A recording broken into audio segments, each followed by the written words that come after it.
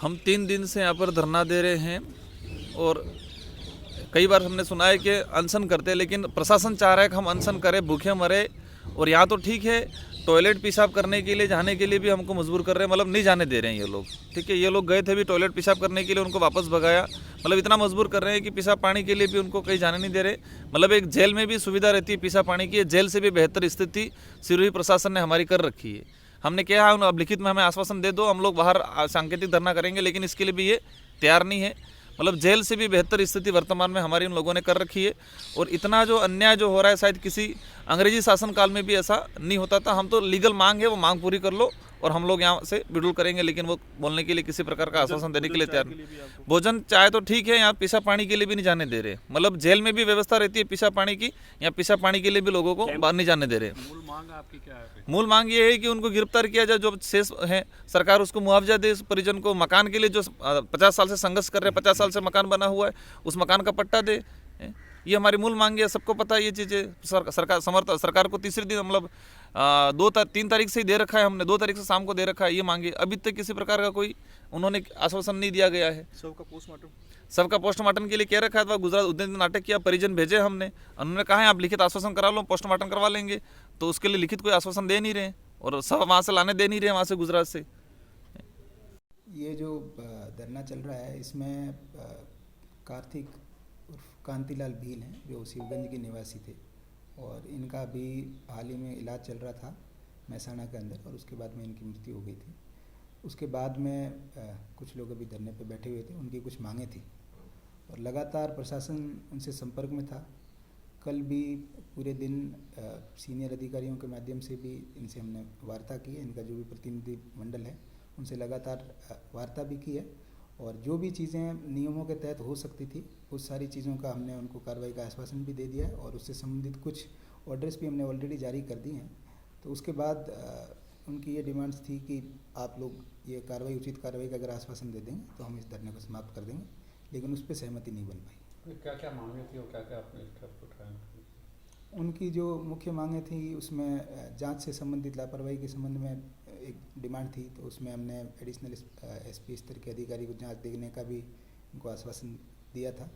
इसके अलावा जो इनका परिवार है उनको एक शिवगंज में इनकी जो जहाँ निवास रहते हैं वहाँ पर पट्टा जारी करने की मांग कर रहे हैं।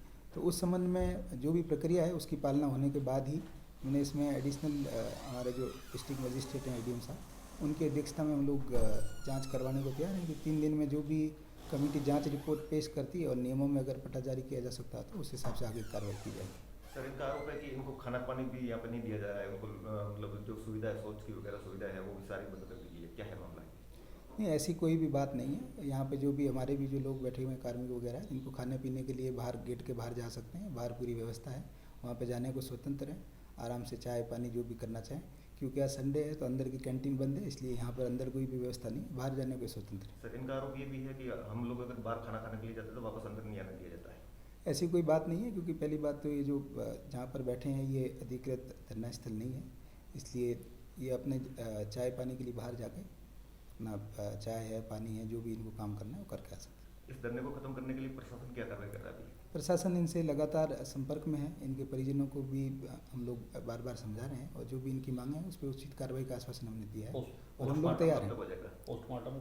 पोस्टमार्टम के लिए परिजनों को पंचनामे पे साइन करने होते हैं, और जैसे ही परिजन तैयार हो जाएंगे, इनकी जो एक मुख्य और मांग थी कि इनका जो पोस्टमार्टम है वो मेडिकल बोर्ड के माध्यम से कराया जाए, तो मेडिकल बोर्ड का गठन महसाणा एडमिनिस्ट्रेशन से बात करके हमने कल ही करवा दिया था।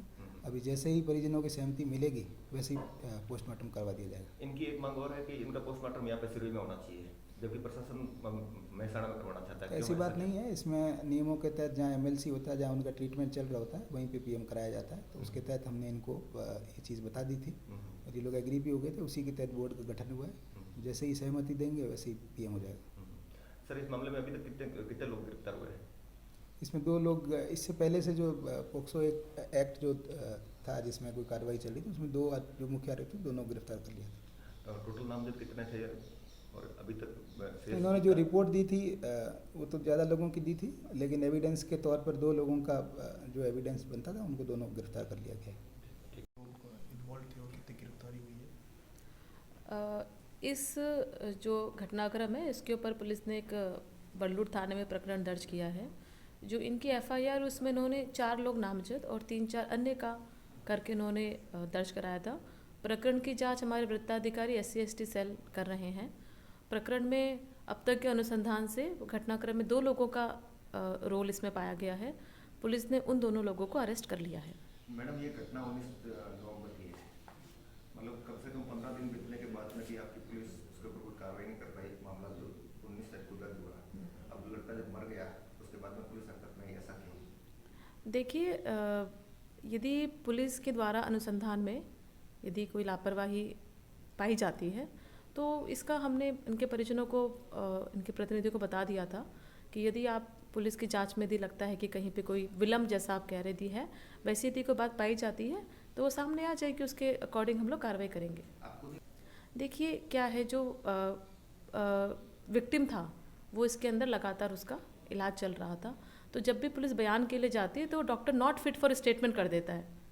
तो जनरली प्रक्रिया होती है कि एक बार यदि, क्योंकि वो बयान दे दें because he is the main victim, तो उसके बयानों के आधार पर वो एक बहुत इंपॉर्टेंट एविडेंस होता है। तो पुलिस लगातार संपर्क में थी लेकिन वो बयान नहीं दे पा रहे थे, तो वो भी एक मेन कारण रहा है कि इसके अंदर विलम्ब हुआ। देखिए, इसमें जो अनुसंधान था उसके अंदर जो मुख्य आरोपी थे उसको गिरफ्तार कर लिया गया है।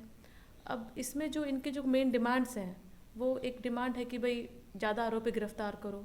तो ये जैसा कि आपको पता है कि जो अनुसंधान है वो इंडिपेंडेंट होता है ना, और हमने इनको बता दिया है कि यदि अन्य अधिकारी से जांच कराने को हम सहमत हैं और यदि और बनते हैं तो बिल्कुल कार्रवाई हो जाएगी। और बाकी अभी जो इनकी मेन डिमांड है वो बन रही है पट्टे को लेके, तो वो पुलिस का विषय नहीं है, प्रशासन इसको दिखवा रहा है। यदि इसमें कोई भी कार्रवाई संभव है तो करवा दी जाएगी। इसमें हमारे ज़िले का ही जो आसपास के थानों का है उसका फोर्स है, और बिकॉज़ ये राउंड द क्लॉक चल रहा है 24 घंटे, तो हम इसके अंदर 2 शिफ्ट के अंदर अपने फोर्स को रोटेट कर रहे हैं। आसपास के ज़िलों की नहीं है, जो IG साहब की एक रिजर्व फोर्स होती है 50 लोगों की, वो हमें मिली हुई है। फिर से बताएं, हमारी पुलिस बिल्कुल अलर्ट है, तो दे आर ऑल सिक्योर।